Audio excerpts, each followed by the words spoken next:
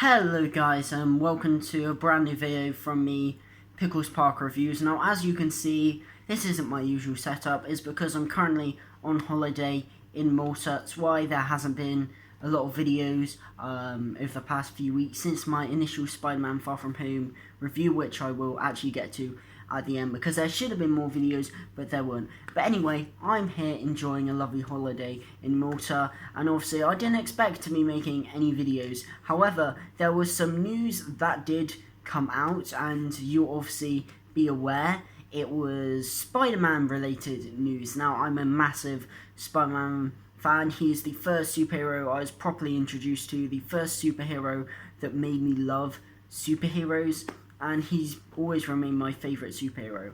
And he's had probably one of the longest and most varied track records in film of any superhero. You get superheroes like Captain America and Iron Man, who've only really been featured in the MCU in terms of film. I know Captain America had those other movies that we don't talk about back in the 90s, but yeah, Iron Man, he's only really been in the MCU. Same for Thor, same for most of the MCU characters. However, the likes of, well, basically only really Spider-Man and the X-Men, but only really Spider-Man has had so many different films and so many varied films with various different reboots, various different actors playing the webhead. We have the original Spider-Man trilogy directed by Sam Raimi and starring Tobey Maguire. Then Sony decided to reboot it with the Amazing Spider-Man duology directed by Mark Webb and starring Andrew Garfield. And then The Amazing Spider-Man 2 happened.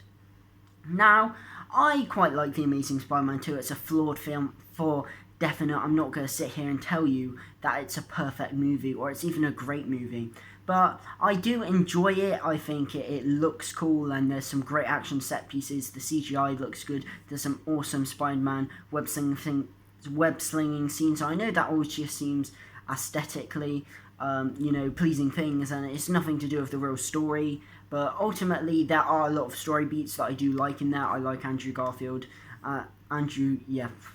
as Spider-Man, and that's enough of that. I don't want to get into Amazing Spider-Man 2 video because I actually have one in the pipeline already. But ultimately, the film didn't really fare that well critically, but ultimately that's not what Sony really cared about. It was ultimately the money that it made. It made a lot of money. It made $500 million at the box office, but ultimately, when comparing that to a lot of the MCU movies around at the time, it just wasn't really what Sony really wanted, and ultimately they decided that $500 million wasn't enough, and it was less than the first Amazing Spider-Man, less than any of Raimi's movies, and ultimately they wanted it to make more money, and in their minds, the box office was only going to get lower with each film, so they kind of scrapped all these Amazing Spider-Man sequels and spin-offs that they planned, and they essentially reached out to Marvel Studios, and who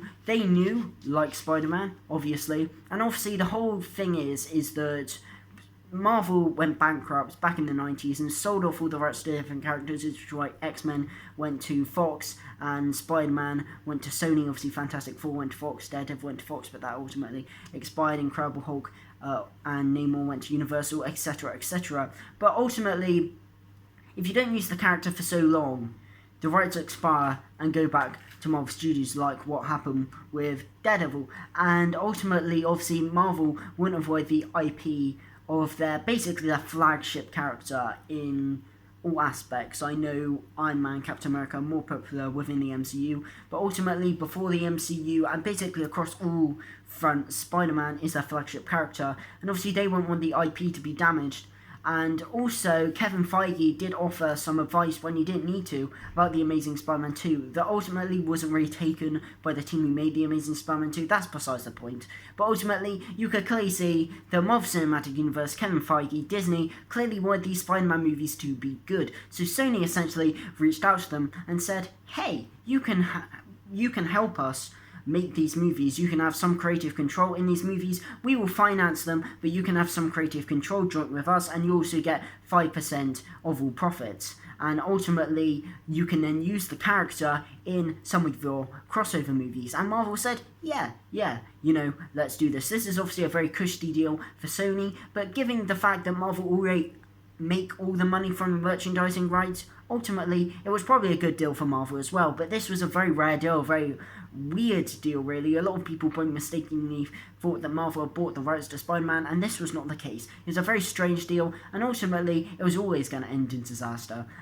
We've had Spider-Man Homecoming, we've had Spider-Man Far From Home, and we've had the 3 crossover movies Tom Holland was signed on for: Captain America Civil War, Avengers Infinity War, and Avengers Endgame. And now they've sat down to discuss a new deal, because ultimately Sony said, and it's a bit of a weird move really considering the previous box office statistics with Spider-Man movies, but Sony basically said, which was a bit of a dick move I will admit, if Spider-Man Far From Home doesn't make $1 billion, then the rights are going to go back to us and you won't be able to use them anymore. But Spider-Man Far From Home, love it or hate it, made $1 billion, and then they re-entered negotiations. And this is where it gets a bit muddy, because the news was, Spider-Man is out of the MCU. And initially, I was with a lot of people. I woke up in the morning and seen a lot of people. I wanted to wait. I seen one video from Channel Pup, I think it was, discussing this, and I thought, yeah, maybe, but I just want to see more people discuss this. I don't know if it's official. And then, obviously, I seen a lot of people on Twitter talking about it, a lot of YouTube videos about it, and initially, everyone's hating Sony, and I seen all my friends are talking about it, hating on Sony, and I thought, well, what the hell, Disney? Obviously, it's very well got documented. I didn't like Spider-Man Far From Home. There are elements in it I like, basically the back end, everything with Mysterio, I pretty much love, because I love Mysterio, but I didn't really like that film. It's easily the weakest Spider-Man film for me, please don't at me, but, regardless of that, I thought instantly, they're going to reboot it, and I thought, that's a damn shame.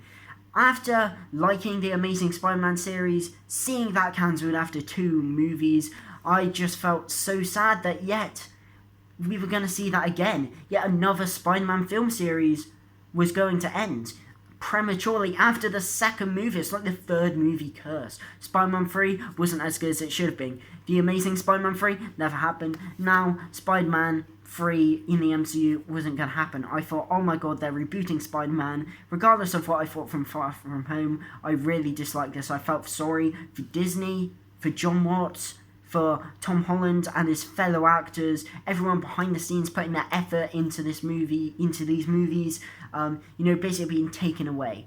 But then, I would have been stupid. I made a statement on my Instagram and quickly retracted it, because I didn't really know the situation.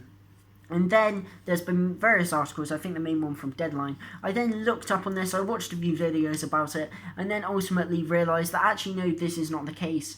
Mainly because it looks like if Spider-Man is going back to the MCU, it's going to be a continuation of the films from the MCU with Tom Holland, John Watts, Zendaya, Jacob Batalon, Marissa Tomei, all these people, just without mentioning the external Marvel universe. Which is kind of fine by me. It's not ideal, ultimately, but still, we've gotten to a point now, I think, where you don't really need to be featuring these MCU characters in these Spider-Man stories, particularly now the Tony Stark things seem to have been wrapped up, ultimately. So I was kind of okay with that. My initial and the worries of this was going to be a reboot seems to not be happening. But then we look at the actual deal, and it seems that essentially, obviously Marvel 5% was the initial deal. Obviously, Sony financed the film. Marvel has creative control. Sony has creative control. Marvel take home 5% plus all the merchandising. Sony take the other stuff. And ultimately it was a joint thing between Marvel and Sony. Sony would naturally want to keep that deal. But perhaps Marvel, quite understandably, would be like, hey, we want a little bit more than 5%. But then they just whoop on 50%, which is a lot of money. That's half the takings plus all of the merchandising that they obviously would already have. And obviously they did say that they co-finance the movies. But you're thinking, so let's take a look at this. The whole reason Sony wanted to enter this deal in the first place was because The Amazing Spider-Man 2 only made $500 million. And they wanted it to make more than that. Now, if you're taking 50% of $1 billion, which is what Spider-Man Far From Home made, they're only getting $500 million. The same thing that would happen if they made their own Spider-Man movies, or what they would think would happen if they kept Tom Holland. It would presumably make more than $500 million. But, that just doesn't make sense. Why would they accept that deal when ultimately Sony's losing out, in that deal? Sony probably couldn't afford to accept that deal. Certainly not after what Marvel also said, because this is really... this is the deal regarding these MCU Spider-Man movies, but ultimately Disney asked for more. They not only asked for 50% of all profits from this movie, although saying they would co-finance it, they also wanted creative control and 50% of the profits on Venom and all of the Spider-Man spin-offs Sony were going to develop independently in-house.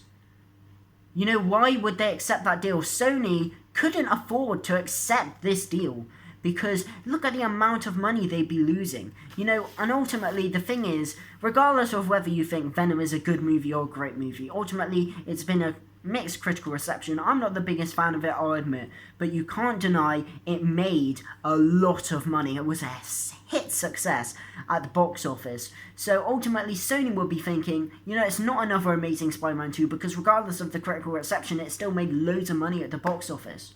Why do we need Marvel's input on this? Why do we need to share the profits to get their creative control when we are already, making all this money? And if they accepted that deal, they couldn't even afford to accept that deal. So ultimately, you're thinking, well, Marvel are being incredibly greedy. Just wanting 50% of the Spider-Man films would be bad enough. But wanting all this on their films, on Sony's films, it's quite understandable why Sony would say, look, we're not doing this. We can't do this. So why don't we go for maybe lower? And apparently Marvel just said, nope, that's our offer, we want 50%. And then Sony were like, well, we just can't do this, and walked away. Now, that's basically what I understand the deal to be. There's a lot of rumours they'll be renegotiating talks, which I do hope so. I've tried to look on the silver lining with this. I think if it goes back to Sony, we will be getting a more Spider-Man focused Spider-Man film, and I think Spider-Man's world is big enough and interesting enough to really hold its own, and ultimately, the external Spider-Man world hasn't really been explored in these MCU Spider-Man movies. So ultimately I would be looking forward to seeing a back-to-basics Spider-Man movie in the Spider-Man world without all the MCU connections. It doesn't need that. But ultimately I do see some people's concern that, maybe I'm just biased because I didn't really like Spider-Man Far From Home, and I basically enjoy to love the Sony Spider-Man movies. They made a lot of good Spider-Man movies. Spider-Man 1, Spider-Man 2 are, I consider, the best superhero movie of all time, just edging out The Dark Knight. They've made Spider-Man Into the Spider-Verse, which is brilliant. I personally really like the first Amazing Spider-Man film. And the Amazing Spider-Man 2 and Spider-Man 3 I do enjoy as well. I don't think they're awful movies. I think they've got a lot of good stuff in them.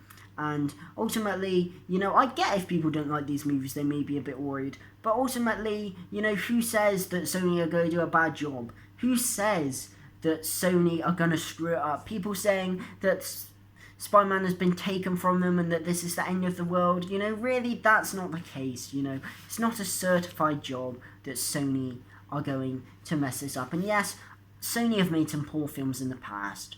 The Emoji Movie, even recently, the Emoji Movie, Ghostbusters 2016, Men in Black International, saw that recently, that was god-awful. But honestly, I think that all things considered, Sony have had a reasonably good track record with this property. And ultimately, people say, Sony don't let directors direct, which is true. The Amazing Spider-Man 2, that's not fully Mark Webb's vision for Spider-Man. You can see that. Ruben Fleischer with Venom, another one. But people seem to forget that that's basically what the MCU do. That's why a lot of the MCU directors you couldn't name, because apart from Gunn, Waititi, and Coogler, realistically, none of the MCU movies really feel like that style from that director. And also studio interference, people are like, oh, people they just threw the Sinister Six stuff in there to set up other movies in The Amazing Spider-Man 2, which is probably true. But ultimately, people seem to be getting that Disney are guilty of this too. Are we all just going to forget that random flaw Infinity Stone subplot in Age of Ultron? Are we all really going to forget that? Because ultimately, Disney are pretty much, at fault for a lot of the same flaws that Sony have been at fault for in the past. People are saying that, Sony make bad movies. I'm sorry, but Disney milked the cash cow. I'm sorry, are we all just going to forget this big heap of Disney live-action remakes that aren't getting very good reviews recently? Disney aren't guaranteed to be doing a good job. Who says that Disney won't screw up the new Spider-Man movies? I personally think they kind of screwed up Far From Home, but who says that they're going to who says they're going to succeed in all these other Spider-Man movies? I just think that people are being too on Disney's side and just hating on Sony. I've been so many things like bit of a dick move, Sony. Oh, fuck Sony, we're all gonna boycott this next film. Like, that's ridiculous. I mean, ultimately, I don't like boycotts personally. You'll never see me doing a boycott, Even things like Solo, I didn't boycott that. I'm not boycotting Episode 9. I didn't boycott Captain Marvel because ultimately, what's the point? If you're a fan, you'll go see it regardless, There's no point me saying I'll boycott things because I know I just won't. I'm just too curious to see these films. But ultimately, I'm not gonna boycott this.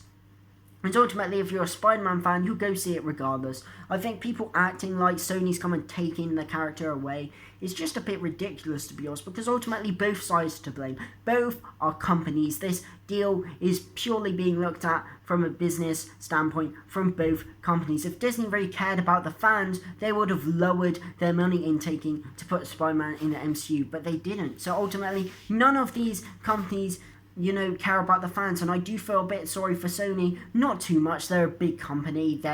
They've been guilty of a lot of things. They've made bad movies in the past. They've ruined a few movie properties. It's their fault that Spider-Man 3 wasn't so good, and it's their fault that the Amazing Spider-Man franchise didn't continue.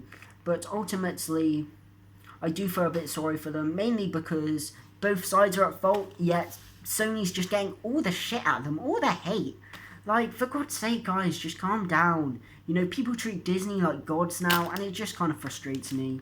I'm kind of glad that this has maybe shown Disney immortal, and that Disney just can't own everything, And, ultimately, this isn't a great news. I don't want this to just seem like a Disney hit piece. I'm not, sucking off Sony or anything. Ultimately, both sides are at fault. The better thing would be if Sony and Marvel kept co-collaborating on these MCU Spider-Man films. That would be the best possible news. But ultimately, I think that,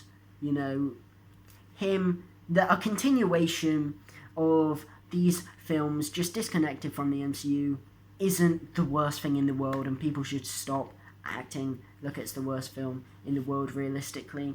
And I think a few people have been out of order. Like I said, a few people are being quite pathetic, boycotting the next Spider-Man film, like sending hate to Sony. And particularly I want to highlight Jeremy Renner. Now, Jeremy Renner is an actor I quite like. I really like him in Mission Impossible Ghost Protocol and Rogue Nation. I really like him in as Hawkeye in the MCU. I thought he was phenomenal in Endgame. If you've seen my review of that, you know that I thought he was phenomenally acting in the Vormir scene, and I'm really excited for his new upcoming TV show Hawkeye, which I'll be doing a video about the Phase 4 news when I get back. I know it's a bit late, but whatever.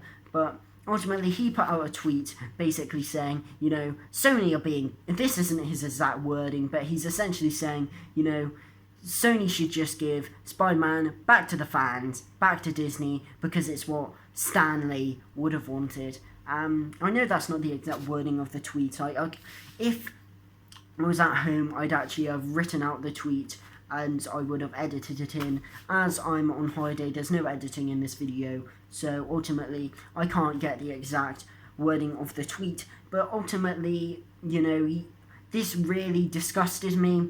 Not only is this pointless because we're all forgetting he's contracted to Disney, and I don't care if Disney sent him out to do this or not, probably didn't, because that'd be a hugely unprofessional move from Disney. But ultimately, he's not exactly going to come out and say that Disney are being assholes, is he? because he's contracted to Disney. So ultimately, you just take his opinion as a pinch of salt, really. He's basically trying to rally up the fans to send hate to Disney, no, to send hate to Sony, sorry, and I just can't get behind that. Side note, if I have said Disney instead of Sony a couple of times, particularly at the start of the video, I'm sorry about that. I can't edit around it. But yeah, he's basically encouraging people to send hate to Sony, and I can't get behind that, particularly as he's contracted to Disney. It's just so unprofessional and so suspect. But what I really just despise Jeremy Renner for is mentioning Stan Lee's name. Stan Lee has passed away, and ultimately Stan Lee was hyped for any superhero film. He didn't care if it was MCU. He didn't even, care if ultimately the critics didn't like it. Stan Lee was hyped and generated hype for any Marvel movie involving his characters. He didn't care whether it was MCU, as I said. Sometimes the hype didn't make any sense. Sometimes the movies weren't all that good. But ultimately, it didn't matter. Stan Lee would still make cameos in them. He would still generate hype for them and talk about these films and appear at, red carpet events because these are his characters.